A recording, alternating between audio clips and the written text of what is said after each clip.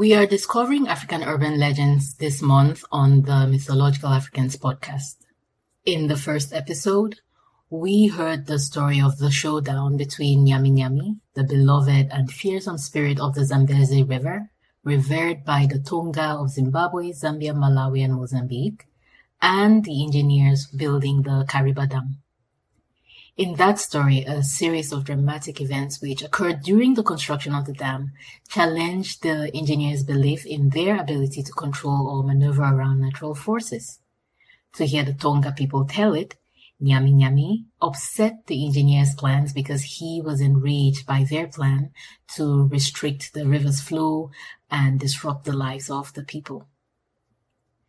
These events moved beliefs about Lemnyuy from the realm of indigenous oral traditions to the realm of popular culture. And what makes this transition interesting is how, since then, beliefs and the accompanying stories about Lemnyuy have morphed and expanded and contracted to suit the social and psychological and metaphysical needs of the people. Lemnyuy remains a protective, providing, guardian spirit. However, as people's immediate reliance on the river reduces, Lemnyuy's importance has less to do with his role as the embodiment of the river's indomitable essence and more to do with how his iconography drives the tourism industry in the area. The phenomenon of urban legends mediating the transition of indigenous metaphysical beliefs into popular culture occurs across the world. It is, in a sense, a means by which people diffuse the tension that arises from the cognitive dissonance of witnessing the inevitable transformation of revered traditions after their encounter with the forces of industrialization and globalization. And so in this week's episode, we continue our examination of African urban legends with the case of Mount Faku or Mount Cameroon. Hello, friends, and welcome to the Mythological Africans podcast, where we read and talk about stories from African mythology and folklore. I am your host, Helen Nde.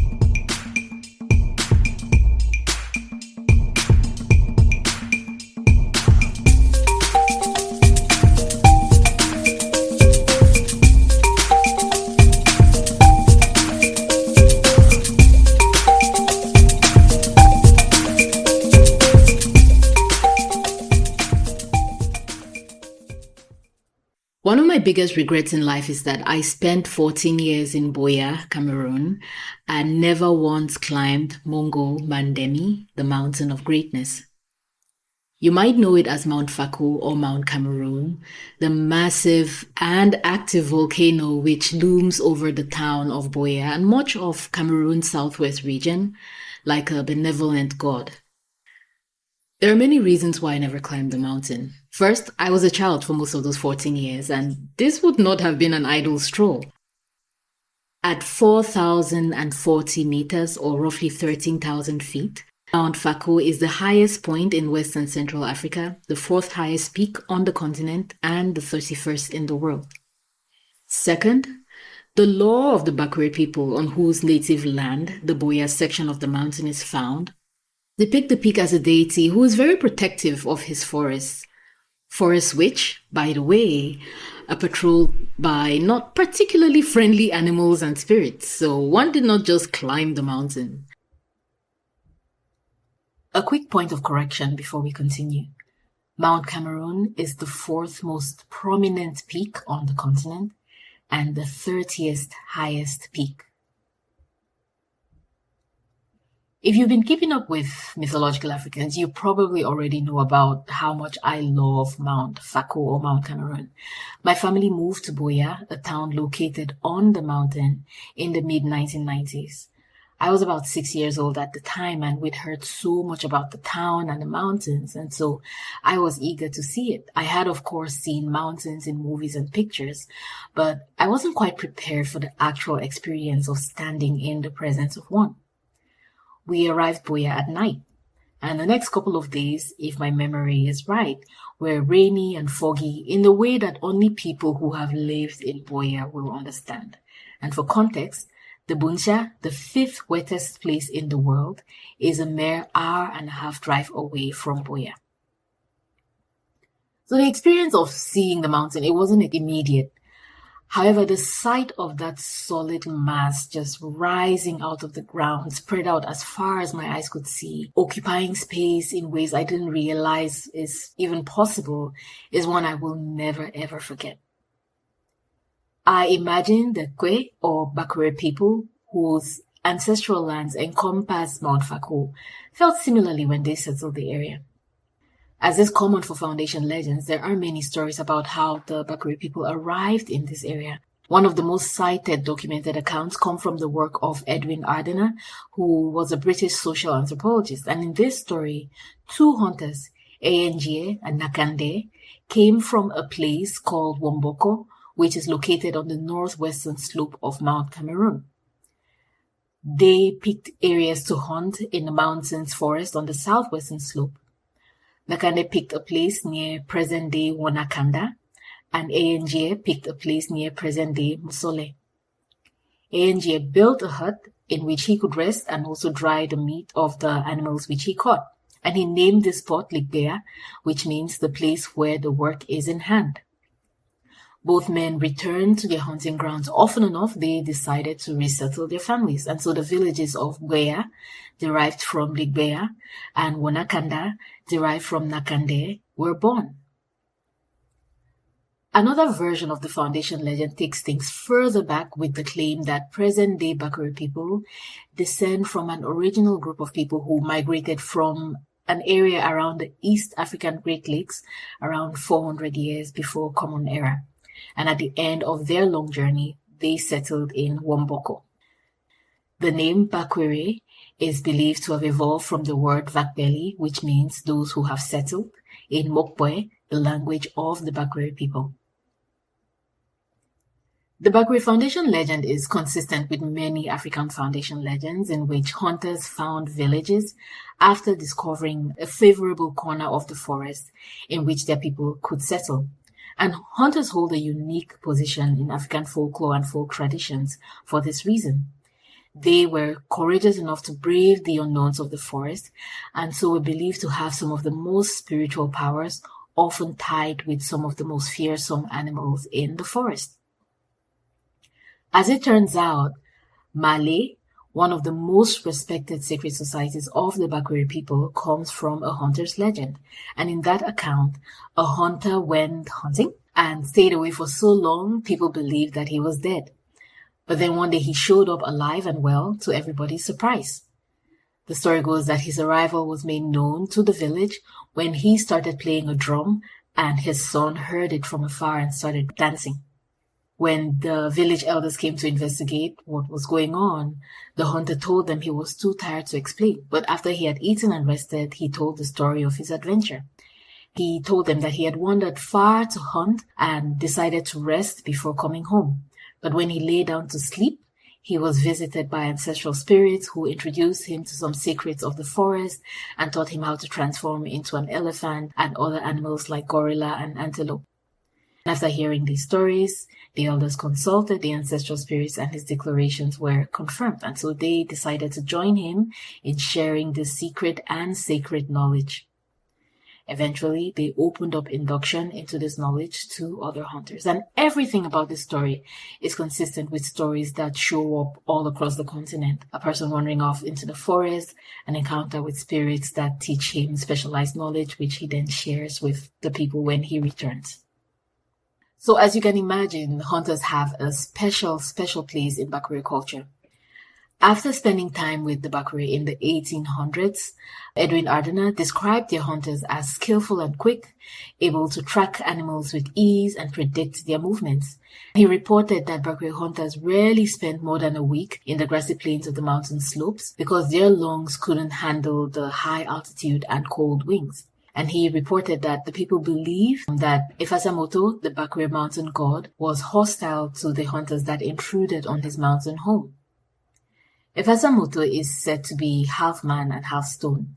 He is the owner of all the land on the mountain range and commands all the other nature spirits or Elinge. He allows people to visit and use whatever plants or resources they can from his forest, but forbids them from taking anything with them when they live. Since many hunters died from the cold and altitude sickness, it was believed that they perished because they did not respect Efasa Moto's dictates. Interestingly, Edwin Ardena called the Bakweri mountain god Loba in his results, but my understanding, and this is informed by actually living among Bakweri people for over a decade, is that Loba would be the supreme being, higher than entities like Efasa Moto. I believe this is so, and I might be wrong here, but I believe this is so because present-day Bakweri people use the term Loba for the almighty Christian God. Also, Ardena describes Loba as a god who nobody ever saw because he lives above the peak of the mountain. Yet, Loba is omnipresent and has dominion over all natural phenomena. This is more in line with sky-dwelling supreme beings which occur amongst all African people, almost all African people. So we have a people, a powerful and sometimes capricious deity, and a mountain steeped in mystery. We also have rules of engagement. Don't just come on this mountain and think you can do whatever you want to, whenever you want to. But then enter globalization and its troubles. In 1972, a group of French and British tourists visited the town and climbed the mountain. And the story goes that they raced each other on their way back and awarded playful prizes to the winners. But the experience was so much fun.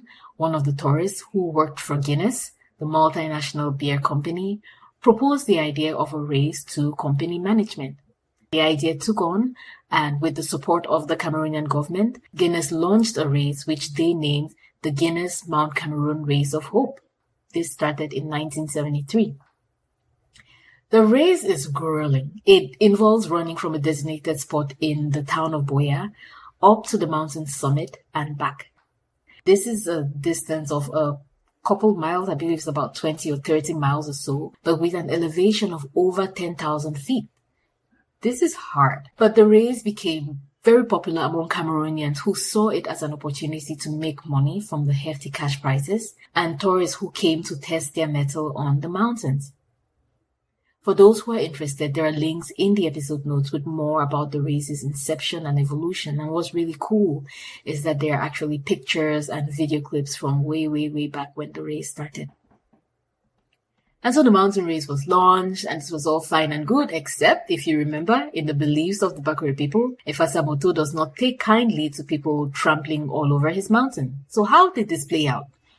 Well, from my childhood memories, in the weeks leading up to the race, the town of Boya slowly but surely transformed. Advanced teams will come to climb the mountain and clear up and mark the path so that the athletes would know how they needed to move, and their colorful shirts would dot the mountain's grassy green slopes like giant flowers. The stadium where the race started and ended would be decorated. Canopies and chairs would be brought in for race-related events. Lorry after lorry after lorry loaded with crates of beer and soft drinks would roll into town. Hotels and bars and restaurants would ready themselves for the influx of people. The day of the race itself was just amazing. Excitement flavored the air. It was one of the biggest events in town. But underneath all of that was another kind of anticipation. Comments about how Efasa Moto had better be given his due before anyone entered the forest or climbed the mountain. Rumors about the rituals that had to be performed to ensure no athlete was hurt would just spread like wildfire. Albino people were told to make themselves scarce. People dug up and retold stories about this time or that time when an athlete, usually one from another part of the country or the continent, was found injured or dead, as was unfortunately the case sometimes. And if a protective talisman of any kind was found on their bodies, the consensus was almost always unanimously that this talisman failed to protect them from Efasa Moto's wrath at the disrespect. Bakweri athletes, of course, were immune from such harms. They are, after all, the people who have settled. Matter of fact, some of the most dominant winners of the mountain race, Sarah Etonge, Christina Etonga, Suka Reginald, John Ekema, have been Bakweri people. Sarah Etonge, who has won the race in the women's category up to 7 times, was crowned the Queen of the Mountain. And as far as I know, she is the only woman to hold the title. All these stories have one thing in common. They reinforce the Bakweri people's belief in Efasa Moto's dominion over the mountain terrain. And it also reinforces their co-dominion as the people from whom the deity comes. It's easy to laugh these beliefs off as outdated and sometimes harmful superstitions, but a closer and more compassionate look reveals deep-seated resentment at the disenfranchisement that the race and other such endeavors signify. In a research study about how the establishment of Mount Cameroon National Park has affected the Bakweri people, a participant who is also a hunter explained that disregarding the people and their traditional beliefs is ultimately detrimental to the management of the natural resources. Efasa Moto cannot be happy, he asserted. They have destroyed our huts on the mountains. We stay in caves when we go hunting. They don't care how we survive or send our children to school. Hunting is transferred from father to son. All we know is hunting, yet we are asked to withdraw without being given an alternative. Stealing has increased because of this. We have reduced hunting activities, but we cannot stop. They need to have a meeting with us and engage us in something that can give us real income to take care of our families. Even the spirits, the Linge, are backing us. This hunter's concern echoes the concerns of the Tonga and pretty much all indigenous people around the world whose lands and livelihoods have been touched by the fingers of global trade and commerce. When science and its modern counterparts fail to provide succor, the people turn to the one thing which has, since the beginning of human civilizations, never failed to inspire belief and galvanize action: a story. Perhaps there is something to learn from this. But there is also a flip side, and that is the fact that there are limits to what a story, especially one that leans on fear as a motivating factor, can accomplish. The people involved must consider the cost of maintaining the veneer of threat and mystery needed to sustain that fear. This is particularly the case when a bigger or more immediate threat is introduced. In the case of Mount Fako and its fearsome protector, I doubt people in Boya were thinking about Efasa Moto when militant separatists detonated a bomb during the 2023 edition of the race. That incident left 9 athletes competing in the race and 10 civilians, including a baby, injured. But there is just the simple truth that beneath the metaphysical claims and scientific counterclaims, there are real people experiencing a loss of control over their history, their culture, and their livelihoods. One must consider the psychological, emotional, and spiritual impact of these projects carrying on despite the people's belief in the intervention of the spirits and the gods who have supported them in the past. So yes, stories which keep the memory of the spirits and gods alive are important, but in my opinion, unless they reframe and incorporate new knowledge derived from a better understanding of the forces at work, they will ultimately serve the interests of the disruptive forces. We'll stop here for the week, but be sure to tune in next week for more African urban legends on the Mythological Africans podcast. Thank you as always for listening.